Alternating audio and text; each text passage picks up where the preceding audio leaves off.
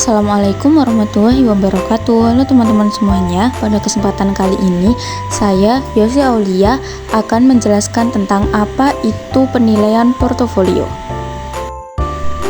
Portofolio dapat diartikan sebagai penilaian karya siswa di bidang tertentu yang menunjukkan usaha, perkembangan, dan prestasi belajar.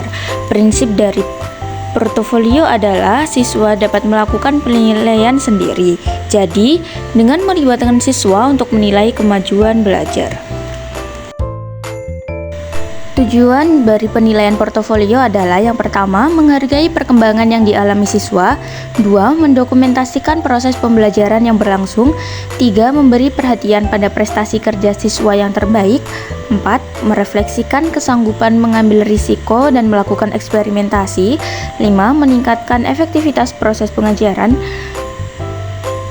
6. Bertukar informasi dengan orang tua atau wali siswa atau dengan guru lain. Yang ketujuh yaitu membina dan mempercepat pertumbuhan konsep diri positif pada siswa.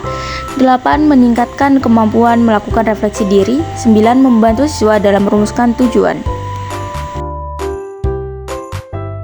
Fungsi dari penilaian portofolio yaitu sebagai sumber informasi bagi guru dan orang tua untuk mengetahui pertumbuhan dan perkembangan kemampuan siswa. Selain itu, penilaian portofolio juga sebagai alat pembelajaran yang merupakan kurikulum, karena portofolio mengharuskan siswa untuk mengoleksi dan menunjukkan hasil kerjanya.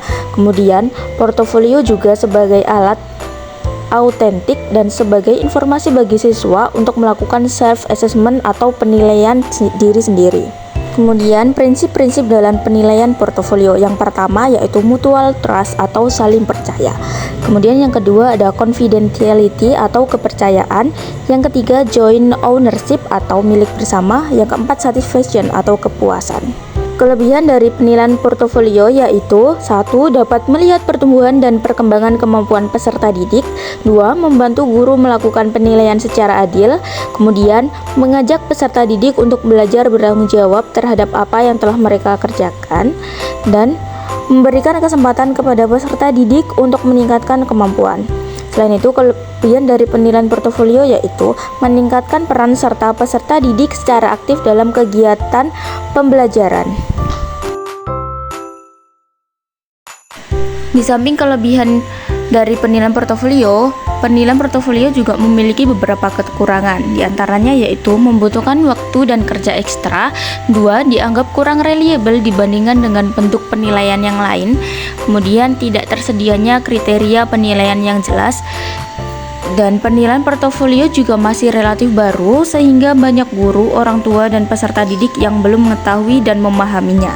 Selanjutnya yaitu ada kecenderungan guru hanya memperhatikan pencapaian akhir saja sehingga proses penilaian kurang mendapatkan perhatian. Ada beberapa jenis penilaian portofolio.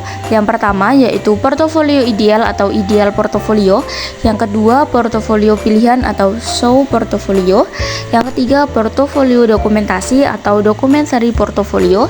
Yang keempat portofolio evaluasi atau evaluation portofolio.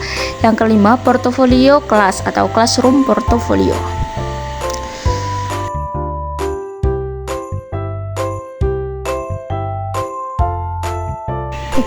Tahap-tahap penilaian dalam portofolio. Yang pertama yaitu menentukan tujuan dan fokus portofolio. Kemudian menentukan isi portofolio. 3. Mengembangkan kriteria penilaian. Kemudian menyusun format penilaian. Kemudian mengidentifikasi pengorganisasian portofolio.